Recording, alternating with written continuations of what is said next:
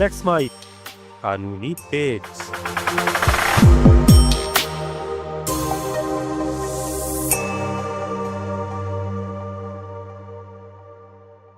नमस्कार, let's mic कानूनी page पर मैं अब्दुल हनीफ और आज के इस विशेष कार्यक्रम में आपका बहुत बहुत स्वागत है। इंसाफ का मकसद सिर्फ सजा देना नहीं होता, बल्कि सोशल वेलफेयर और पीस ऑफ विक्टिम को भी ध्यान में रखना होता है। लेकिन जब रेप जैसे हीनियस क्राइम में समझौते की बात आती है तो लॉ और कंपेशन के बीच एक कॉन्फ्लिक्ट, एक संघर्ष शुरू होता है। आज हम बात करेंगे सुप्रीम कोर्ट के एक ऐसे ही फैसले की जिसने इस बहस को एक बार फिर लोगों के बीच ला खड़ा कर दिया है। क्या कभी बलात्कार का मामला समझौते से ख़त्म हो सकता है? लेट्स माइक कानूनी पेज पर मैं अब्दुल हनीफ और आज हम बात करने वाले हैं ऐसे ही एक मामले की, सुप्रीम कोर्ट के एक ताज़ा तरीन फैसले के बारे में, जहां सुप्रीम कोर्ट ने दोनों पक्षों के राजीनामे के आधार पर बलात्कार जैसे मामले को ख़त्म कर दिया। तारीख 16 जुलाई 2025। केस का टाइटल था Madhukar and others versus state of Maharashtra. Supreme court के दो जज जस्टिस विक्रमनाथ और जस्टिस संजय कुमार की बेंच ने बॉम्बे हाई कोर्ट के एक फैसले के खिलाफ दायर अपील पर सुनवाई कर रही थी, जहां बॉम्बे हाई कोर्ट ने उस आदेश को सुप्रीम कोर्ट में चैलेंज किया गया जिसमें बॉम्बे हाई कोर्ट ने रेप के मामले को पक्षकारों के बीच राजीनामे के आधार पर रद्द करने से इनकार कर दिया। सुप्रीम कोर्ट ने इस अपील पर सुनवाई पूरी कर एक अहम फैसला सुनाया। यह मामला महाराष्ट्र से जुड़ा हुआ था, जहां पहले पीड़ित महिला के खिलाफ एक एफआईआर दर्ज करवाई गई और फिर एफआईआर के रिएक्शन में शिकायतकर्ता महिला ने दूसरी एफआईआर दर्ज करवाई। लेकिन कुछ समय बाद दोनों पक्षों के बीच आपसी सुलह हुई। महिला ने खुद कोर्ट में हलफनामा देकर कहा कि वह अब यह मामला आगे नहीं चलाना चाहती। आगे बढ़ने से पहले आइए जानते हैं भारतीय दंड संहिता की धारा 376, जो अब भारतीय नागरिक संहिता की धारा 64 बन चुकी है, और साथ ही जानते हैं सीआरपीसी की धारा 482, जो बीएनएसएस की धारा 528 है, इसके प्रावधान। सामान्य परिस्थितियों में ऐसे अपराधों में समझौते के आधार पर केस रद्द नहीं किए जाते, लेकिन भारतीय दंड प्रक्रिया संहिता की धारा 482 के तहत हाई कोर्ट या सुप्रीम कोर्ट के पास यह विशेष अधिकार होता है कि वे न्याय के हित में किसी भी केस को रद्द कर सकते हैं, बशर्ते कि अपवाद स्वरूप परिस्थितियां हों। आईपीसी का section 376 non compoundable offence, CrPC section 482 inherent powers of high courts to quash proceeding to secure ends of justice। Supreme court ने इस केस की सुनवाई के दौरान माना कि धारा 376 आईपीसी के तहत किया गया अपराध बेशक गंभीर और हीनियस नेचर का है और आमतौर पर ऐसे मामलों में समझौते के आधार पर कार्रवाई रद्द नहीं की जानी चाहिए।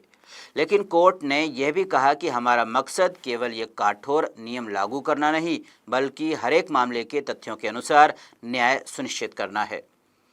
सुप्रीम कोर्ट ने फैसला सुनाते हुए कहा कि the power of the court under section 482 CrPC is not constrained by a rigid formula. The continuation of the trial would not serve any meaningful purpose. It would only prolong distress for all concerned, especially the complainant। Supreme court ने इस मामले में ये देखा कि शिकायतकर्ता महिला अब शादीशुदा है और अपने निजी जीवन में स्टेबिलिटी चाहती है। साथ ही केस का जारी रहना केवल उसे मानसिक रूप से परेशान करेगा। ट्रायल कोर्ट में महिला ने लगातार और स्पष्ट रूप से कहा कि अब वह इस केस को आगे नहीं चलाना चाहती है। सुप्रीम कोर्ट ने यहाँ पावर ऑफ एक्सेप्शन यानी अपवाद की शक्ति का इस्तेमाल किया। इस फैसले में कोर्ट ने न केवल कानून को देखा बल्कि ह्यूमन फीलिंग्स, सोशल स्टेटस और महिलाओं की इच्छा को भी महत्व दिया। आइए जानते हैं शिकायत करने वाली महिला ने कोर्ट को दिए अपने हलफनामे में क्या कहा, जिसके आधार पर सुप्रीम कोर्ट को यह निर्णय देने में आसानी हुई। शिकायतकर्ता ने स्पष्ट किया कि वह केस नहीं चलाना चाहती है। उसे आगे कहा कि अब वह शादीशुदा है और शांति से रह रही है। महिला शिकायतकर्ता ने कहा कि केस का चलना अब कोई उद्देश्य पूरा नहीं करता है। अब सवाल उठता है कि क्या बलात्कार जैसे अपराधों के मामले में समझौते की अनुमति होनी चाहिए? अगर पीड़िता खुद केस खत्म करना चाहती है तो क्या कोर्ट को इसकी इजाज़त देनी चाहिए? क्या इससे सोसाइटी में गलत संदेश नहीं जाएगा कि कोई समझौते के आधार पर बलात्कार के आरोप से बच सकता है? या ये वास्तव में न्याय की आत्मा को समझने वाला निर्णय है?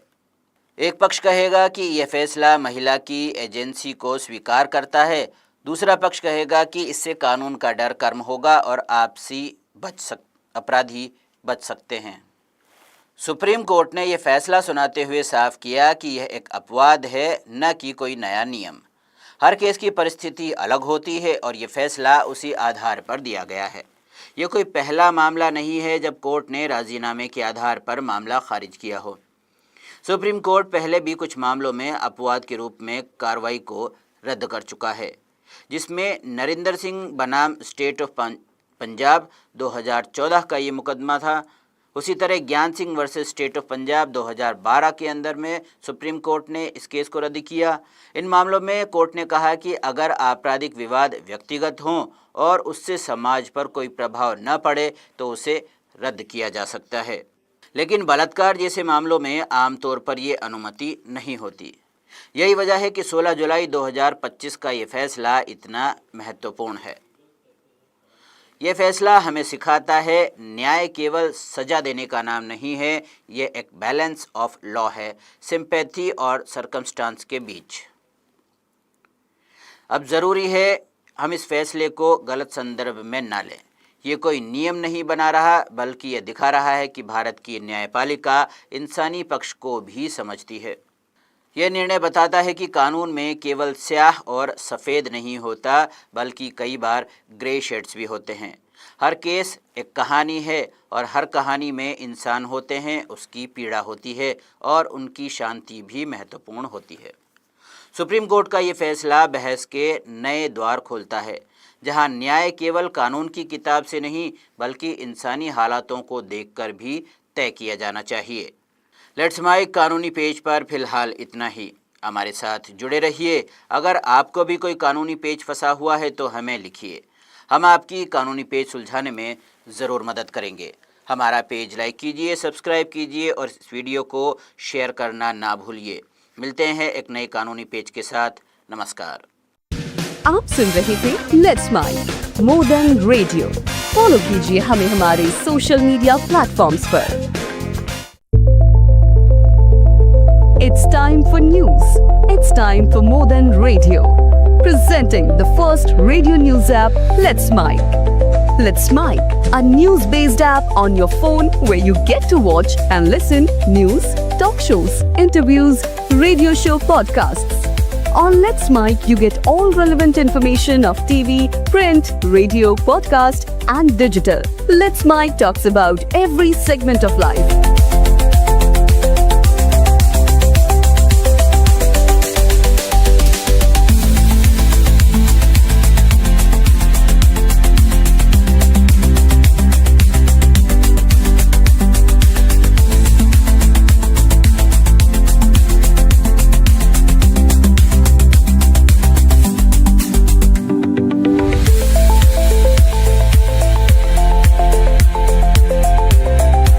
Download the app now from Play Store. Available both on Android and iOS mobile phones.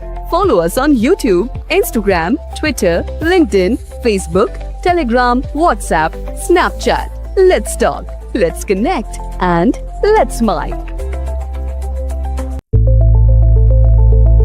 It's time for news. It's time for more than radio. Presenting the first radio news app, Let's Mic.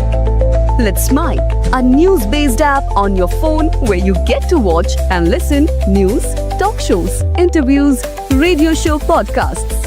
On Let's Mic, you get all relevant information of TV, print, radio, podcast, and digital. Let's Mic talks about every segment of life.